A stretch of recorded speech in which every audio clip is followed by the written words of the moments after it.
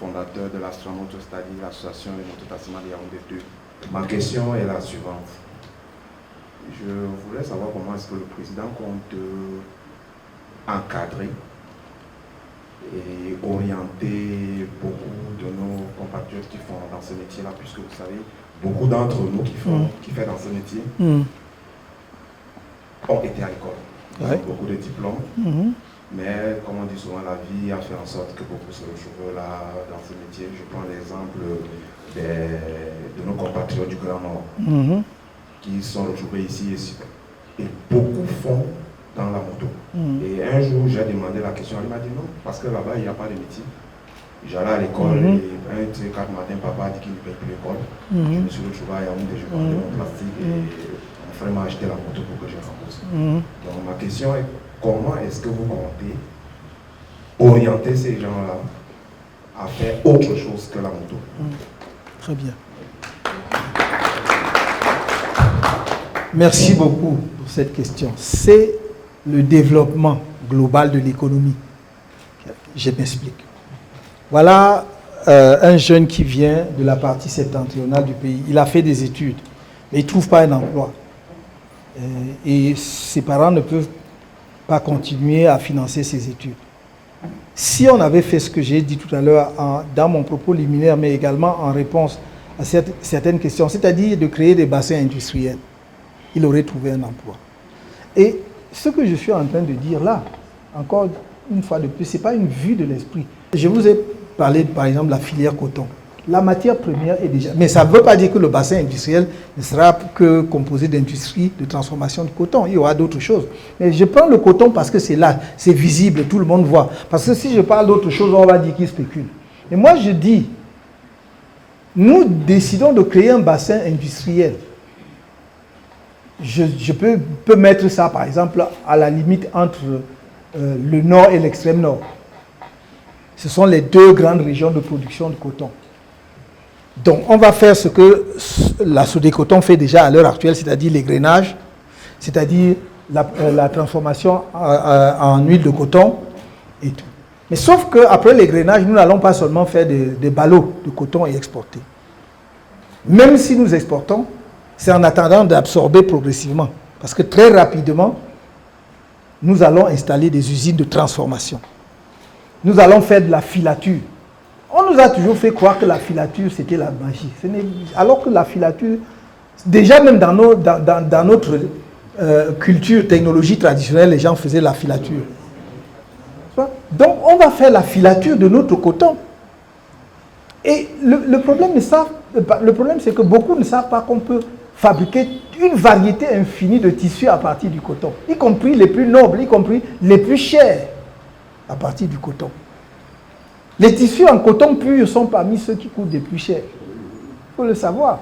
Parce que ce que vous achetez et qui ne se délave jamais, ou bien qui ne se froisse jamais là, c'est synthétique, c'est le polyester. Mais le coton est une matière noble. Et si vous combinez ça avec quelques autres matières, même si vous faites un dosage de coton à 40, 60, etc., vous avez des variétés de tissus qui changent à l'infini.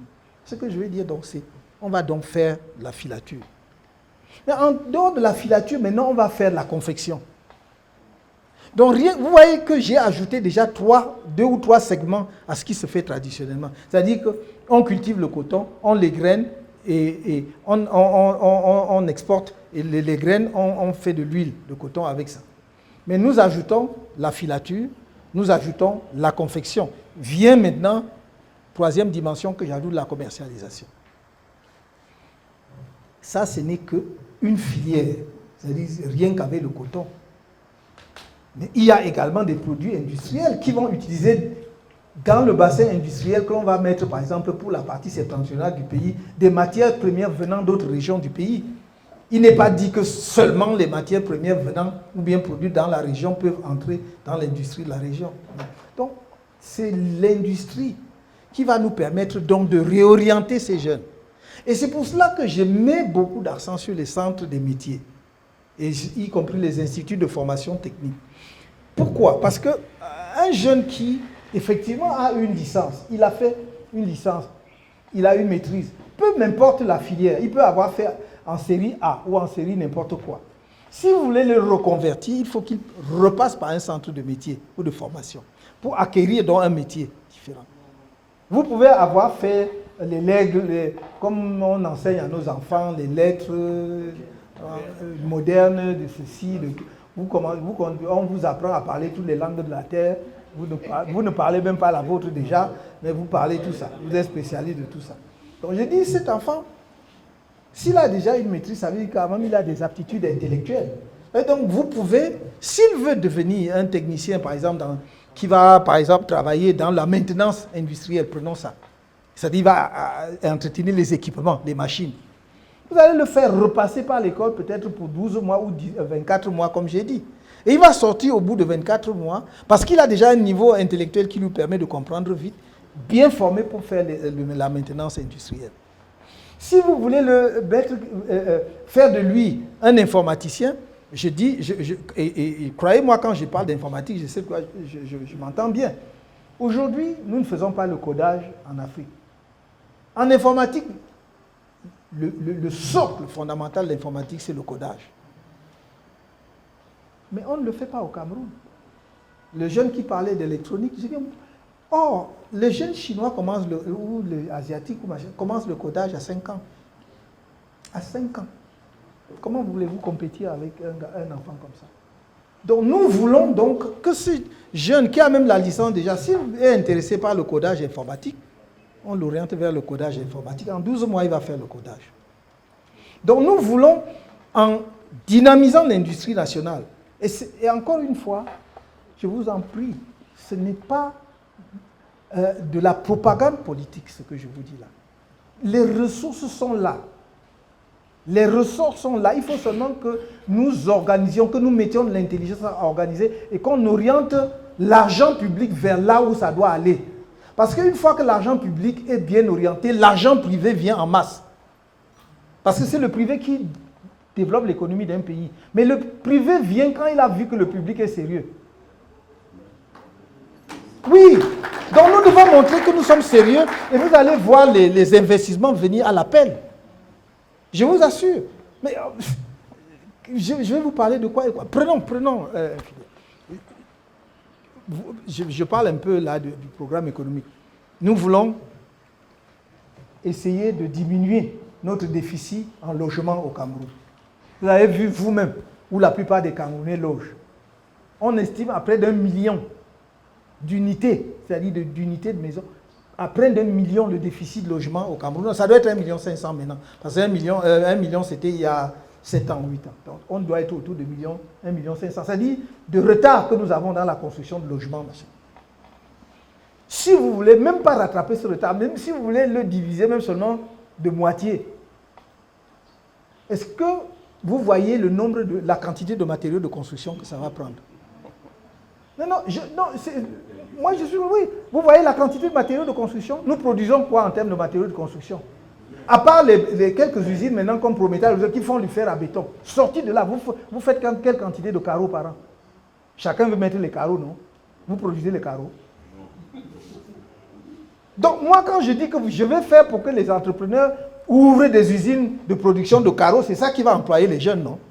Parce que le marché existe, je produis mes carreaux, je sais qu'on va vendre pour construire les maisons.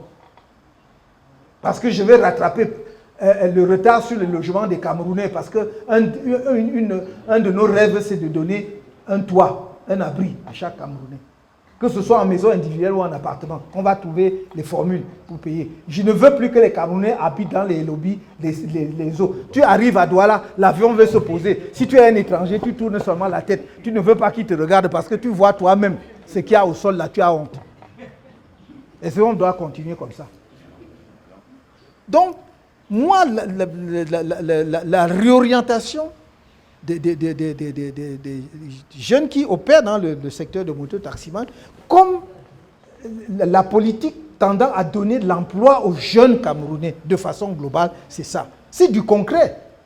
Il faut que demain, si un jeune Camerounais, dans les quelques années qui vont suivre, si on démarre l'année prochaine, que dans les années, si un Camerounais, un jeune va encore mourir au désert, c'est qu'il a choisi. Il faut que ce soit qu'il a choisi. Oui, franchement.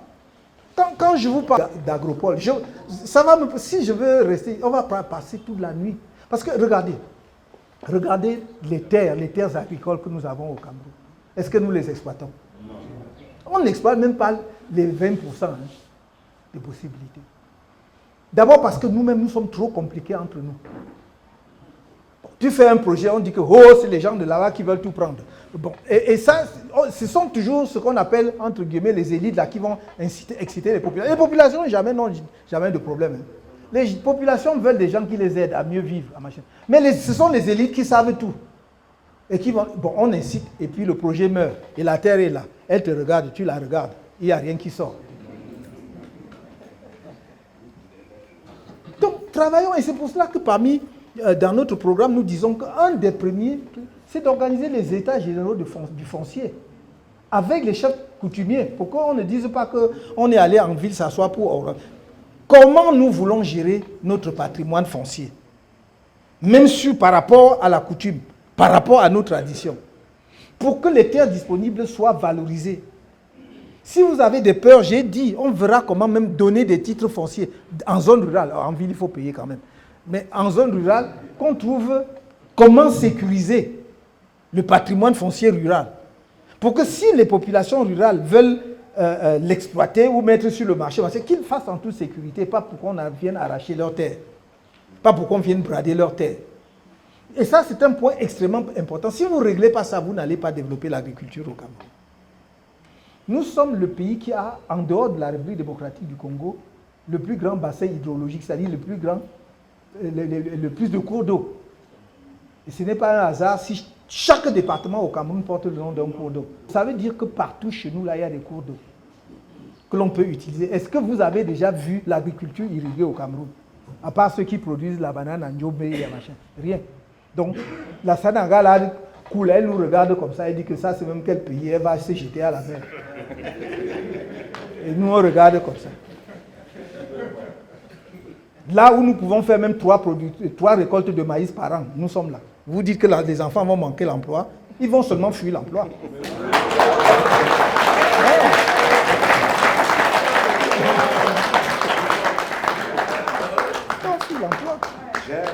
J'ai une proposition.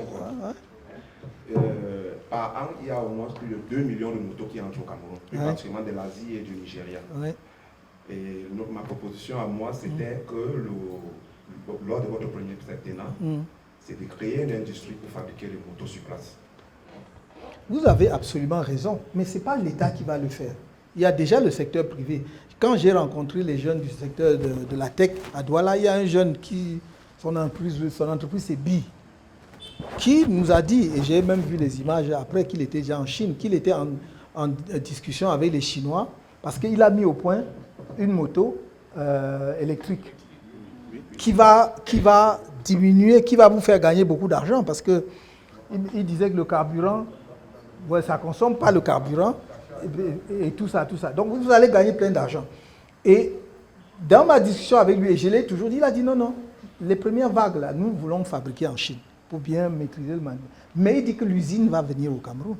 Mais s'il ne le fait pas, d'autres vont le faire. Parce que je suis entièrement d'accord avec vous, nous ne pouvons pas avoir un marché de motos aussi important et les importer.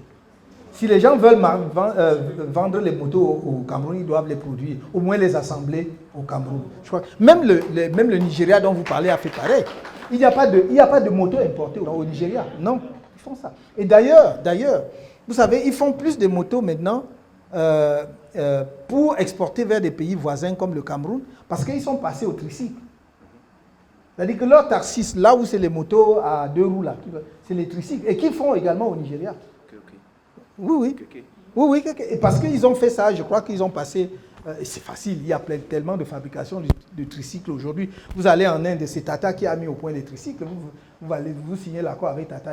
Donc, on va amener des industriels camerounais ou de ceux qui veulent investir au Cameroun à venir faire ça ici. Je vous ai dit, on est là pour développer le pays, moderniser le pays, industrialiser. Vous ne pouvez pas dire que vous allez offrir aux Camerounais 500 000 ordinateurs et vous dites que vous importez. Ça va se fabriquer ici.